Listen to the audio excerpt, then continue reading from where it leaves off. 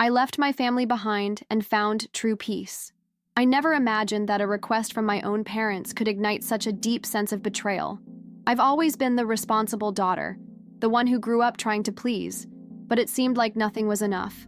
My name is Anna, I'm 32, and when I was 28, I found myself in a conflict that would change my life forever. Pedro and Rose, my parents, suggested that my wedding be kept private so as not to hurt my younger sister, Bella. At that moment, something inside me snapped. I couldn't accept that my feelings and dreams would be set aside for someone else's benefit. For months, feelings of anger and helplessness consumed me, mixed with the fear of facing my family. Every childhood memory reminded me of how I always took a back seat, of how my efforts were never valued in the same way as Bella's. The desire to assert myself and prove my worth drove me to take decisive action, to plan the wedding celebration my way without giving in to any impositions. Jose, my fiancé, was my greatest support, encouraging me to follow my instincts and create a celebration that truly represented our happiness. The weeks of preparation were exhausting, filled with anxiety and tears, but also with an inner strength I had never felt before. Every detail I chose, every invitation sent, was a step toward my emotional freedom and the rebuilding of the self-esteem my parents had tried to undermine. While planning the party, my emotions were a whirlwind. I felt fear, doubt, and anger in equal measure. As I reviewed every detail of the wedding, memories from my childhood and adolescence assaulted me, reinforcing the feeling of invisibility I felt in front of my family. Jose was always by my side, holding my hand, reminding me that we were together and that our happiness didn't depend on anyone else. Each invitation sent was loaded with intentions, to include those who truly mattered and exclude those who tried to manipulate me, my parents, and Bella. The feeling of sending those invitations was strange, a mix of fear and empowerment. I felt my heart racing, my hands trembling, and a quiet sense of triumph growing within me. Planning became a form of therapy, a way to deal with old pain and pent-up anger. I was creating not just a party, but also my own space of power and emotional freedom, where my desires would finally matter. The wedding day arrived, and with it, an intense mix of emotions. I was exhausted, but I felt an energy that kept me going. Every step down the aisle was an assertion of independence. Every look exchanged with Jose carried complicity and relief. The party was impeccable, full of details that reflected our history and personality. Seeing friends and family celebrating with us reinforced that our happiness didn't depend on anyone's approval. At the same time, I felt the absence of my parents and Bella as a painful, empty space, reminding me of old wounds. But the party also gave me an unprecedented sense of freedom. For the first time, I was in complete control of my life, without being manipulated or diminished. Every smile from the guests and every kind word reinforced that I deserved to be happy and that my choices had their own value. In the days following the party, a mixed feeling of joy and loneliness haunted me. I knew I had made the right decision, but I still felt a lack of connection with my family. Jose continued to be my support, reminding me that our happiness didn't depend on external approval. Every challenge I faced, every painful memory, became fuel to strengthen my emotional resilience. I learned to accept that not all family relationships are healthy, and that protecting my own happiness sometimes requires distance. I began to realize that overcoming grief wasn't about erasing the pain, but about using that pain to grow and strengthen myself. The initial distancing was painful, but necessary. Every ignored message, every declined invitation to family gatherings, reinforced my decision-making power. I felt my body tense, my mind filled with doubts, but also a growing sense of autonomy. I remember nights sitting on the living room floor, reflecting on every choice, every old wound, and feeling that I was finally on the right path. Marriage became a milestone, not only of love, but of liberation, showing that even in the face of family trauma and emotional manipulation, it was possible to create happiness and strength within oneself. The year following the It party was a period of intense adjustment. Despite my happiness with Jose, there was a constant feeling of emotional emptiness caused by my parents' absence. We received fragmented news, but nothing directly from them. Every memory of my childhood and the way Bella had always been favored came flooding back, bringing up feelings of anger and sadness. There were nights when I felt exhausted, sitting in my room, trying to rationalize everything as silent tears streamed down my face. Jose tried to comfort me, reminding me that our life was being built together. But even so, the longing and pain of not having my parents' approval were constant. My body felt heavy, my heart racing, a tightness in my chest that seemed impossible to relieve. But I was also beginning to realize that I had created an inner strength, something that drove me to move forward without relying on them. Then one day, I received an email from my parents. The message was cold, unapologetic, but it suggested a possible resumption of contact. I read it over and over again, feeling anger, indignation, and sadness simultaneously. Jose was by my side and helped me stay calm while I decided my response. I realized it wasn't just about rejecting the contact, but about asserting my emotional autonomy. I wrote my response carefully, remaining respectful, but making it clear that my distance was necessary. As I sent the message, I felt a mixture of relief and sadness. It was the first time I had firmly stated my boundaries, acknowledging that my happiness didn't depend on the approval of someone who constantly belittled me. It was a turning point, a crucial step in building my emotional independence. In the months that followed, I focused on rebuilding my life. Jose and I established our own routine, full of small rituals that reinforced our bond and independence. I realized that my estrangement didn't make me bitter. On the contrary, it strengthened me and made me more aware of my choices and values. Each achievement, each moment of genuine happiness, reinforced that our life was ours, built with effort, love, and mutual respect. I learned to accept that not all family relationships are healthy, and that setting boundaries is essential to preserving emotional health. During this period, my relationship with Uncle Jorge was important. He provided family updates, often detailing the changes in Bella's and my parents' lives. Learning that Bella was involved in humanitarian work and that my parents were struggling with silent regrets prompted deep reflection. I realized my distance had been necessary, but I could also view them with a mix of empathy and emotional distance. Each story served as a reminder that life takes its course and that everyone reaps the consequences of their choices. As I reflected on all this, I realized that my emotional independence was solidifying. Marriage and estrangement had been just the beginning of an ongoing process of personal empowerment. I learned to trust my instincts, value my efforts, and celebrate my achievements without relying on family validation. Each challenge I faced taught me that true overcoming isn't about erasing pain, but integrating it into our journey, transforming wounds into strength and conscious choices into emotional freedom. As the years passed, I realized that emotional independence wasn't limited to physical separation from family, but also involved learning to relate to myself. I needed to confront painful memories and accept old feelings of anger and sadness without letting them paralyze me. I spent hours alone reflecting on my childhood, on how every favoritism and comparison with Bela had shaped me. These memories were accompanied by intense physical sensations: a lump in my throat, a tight chest, a cold sweat. But at the same time, I felt a new strength emerging, a determination to build my life by my own rules. Each night I sat in my room, alone with my thoughts, was an exercise in courage, patience, and self-knowledge. I learned that overcoming grief isn't a one-time event, but an ongoing process of coping, acceptance, and conscious choices that strengthen self-esteem. I discovered that I could feel pain without allowing it to define my life, and that my happiness didn't depend on anyone's approval. Jose remained my safe haven, a constant support that reinforced my confidence and self-esteem. I remember a time when we faced a financial crisis that brought up long-held insecurities and fears of inadequacy. My body tensed, my heart raced, and my mind flooded with doubtful thoughts. Jose held my hand, looked into my eyes, and said, "We're together, Ana. Our happiness doesn't depend on anyone but the two of us." In that moment, I realized that true love doesn't have to compete with hurt feelings or family favoritism.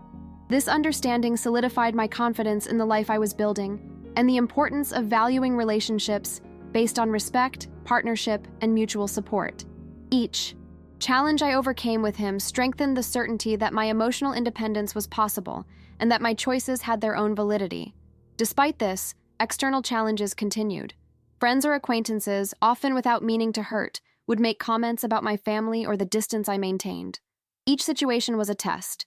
Taking deep breaths, controlling my anxiety, and reaffirming my boundaries became routine. I remember a birthday party where someone commented on families who love each other despite their arguments. I felt my body tense, the urge to leave, but I took a deep breath and simply said, My family is complex, but I'm at peace with my choices. These small, everyday victories were crucial to consolidating my emotional strength. I learned that freedom doesn't depend on other people's approval, but on the courage to live according to my values. At the same time, I invested in projects and activities that fulfilled me. Courses, workshops, and new experiences provided me not only professional growth, but also a sense of personal fulfillment. Each achievement, however small, strengthened my confidence. I remember the first award I received for a project. Trembling hands, racing heart, tears of joy. Jose stood beside me, smiling proudly, and I felt that every challenge I'd faced, from marriage to estrangement and emotional rebuilding, had prepared me for that moment. I learned that overcoming isn't just about dealing with pain, but also celebrating each victory achieved with effort, courage, and authenticity. Contact with Uncle Jorge continued to be a barometer of the life I left behind. His news about Bella and my parents allowed me to observe reality without the pressure of getting involved. Knowing that Bella dedicated her life to humanitarian causes and that my parents faced silent regret reinforced my understanding.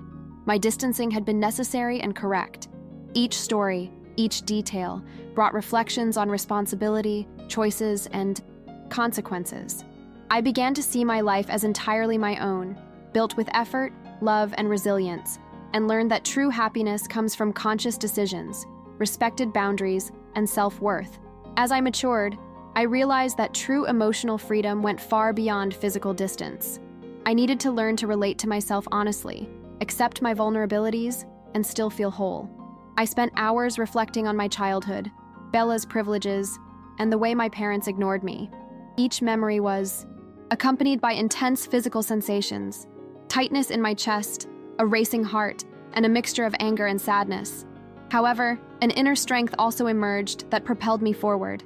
I learned to face my emotions without fear, allowing myself to feel every pain and frustration, but without letting them define my life. Lonely nights in my apartment became moments of deep introspection, where my decisions were reaffirmed and my confidence rebuilt. I discovered that overcoming is not about forgetting, but about integrating experiences, transforming wounds into strength and pain into learning. Jose continued to be my safe haven, showing me that true love doesn't need external validation. I remember a situation where we faced unexpected financial hardship. Anxiety consumed me, and my old fears of inadequacy resurfaced. Jose held my hand and said, "We're together, Anna. Our life and happiness depend solely on the two of us." In that moment, I felt a peace I hadn't felt in years. I learned that trust in ourselves and in the relationship built through mutual effort is more valuable than any family approval. Each challenge we overcame together reinforced my certainty that my emotional independence was solid and that my choices had their own validity, even in the face of criticism or external opinions. Despite this, external challenges continued. Comments from friends and acquaintances about my family and estrangement provoked anxiety and tension. Each interaction was a test of patience and a reaffirmation of my boundaries. I remember a party where someone commented on families overcoming arguments. I felt my body tense and the urge to leave, but I took a deep breath and said, "My family is complex, but I'm at peace with my choices." Small daily victories like these were essential to consolidating my emotional strength and sense of autonomy. I discovered that freedom doesn't depend on other people's approval, but on the courage to live by my principles. At the same time, I invested in personal and professional projects that gave me purpose and fulfillment. Courses, workshops, and diverse experiences provided me with growth and self-confidence. Each achievement reinforced my ability to overcome obstacles and create opportunities. I remember the first award I received for a social impact project. Trembling hands, racing heart, tears welling up without warning. Jose, smiling beside me, reinforced my pride and confidence. I realized that each challenge I overcame, from marriage to emotional reconstruction, had prepared me to celebrate genuine achievements, which didn't depend on family recognition, but solely on my own effort and dedication. The sporadic contact with Uncle Jorge remained a window into the life I left behind. Knowing that Bella worked on humanitarian causes and that my parents faced silent regrets brought reflection and, in a way, relief. I realized that my decision to keep my distance was correct and necessary. Each story served as a reminder that my happiness and autonomy didn't require their approval. The life I built with Jose, with conscious choices and self-respect, became proof that it is possible to overcome family pain, rebuild self-esteem, and live fully, even in the face of complicated relationships and emotional trauma. Today, looking back, I realize how much I've grown and become a different person from the Anna who cried alone, feeling invisible and betrayed. Every tear, every doubt, and every internal confrontation has been transformed into learning and strength. Jose remains my unconditional partner, and together we've built a life based on respect, love, and mutual support. The sense of autonomy I felt after my marriage has solidified itself in all areas of my life: professional, personal, and emotional. I've learned that overcoming grief isn't about erasing pain, but about integrating it into our story in a way that strengthens us. Every step I've taken away from manipulation and favoritism has taught me that self-love is an active process, and setting boundaries is essential to protecting our emotional health. I also realized that forgiveness doesn't have to be granted to move forward. I never re-established regular contact with my parents or Bella, but that doesn't mean holding on to resentment. I've accepted that some people will never offer what we need, and that this doesn't diminish our dignity or ability to be happy. I've learned to feel compassion without giving up my boundaries, and that keeping distance from those who harm us is an act of courage, not failure. Every personal achievement, from work to small everyday victories, reinforces that I can create a fulfilling life through my own choices, without depending on the validation of those who hurt me. Emotional independence is the fruit of authenticity, courage, and self-respect. Another valuable lesson was recognizing the importance of chosen relationships. Friends who stick by our side through difficult times, who support and celebrate our achievements, become the family we choose. Jose exemplifies this daily, but I also realize that solid and sincere friendships strengthen our emotional life. We don't need to depend on dysfunctional families to feel belonging or love. We can create healthy bonds based on respect and reciprocity, and that is liberating. This support network reinforces that my happiness lies in the hands of those who value and respect my space and my choices. By sharing my story, I realize it can inspire others facing similar situations. Many feel invisible, manipulated, or underestimated by those who should support them unconditionally. Showing that it's possible to bounce back, regain control of your life, and establish healthy boundaries is a way to motivate and inspire. Even in the face of pain and family injustice, it's possible to rebuild self-esteem, achieve emotional independence, and live with purpose and joy. Overcoming grief doesn't require forgetting the pain, but using it to grow, mature, and strengthen yourself. Today, I feel at peace. My life is a result of the choices I've made, the self-love I've cultivated, and the boundaries I've set. I know the pain caused by a family that doesn't value me may never completely disappear, but I also know I don't have to carry it as a burden.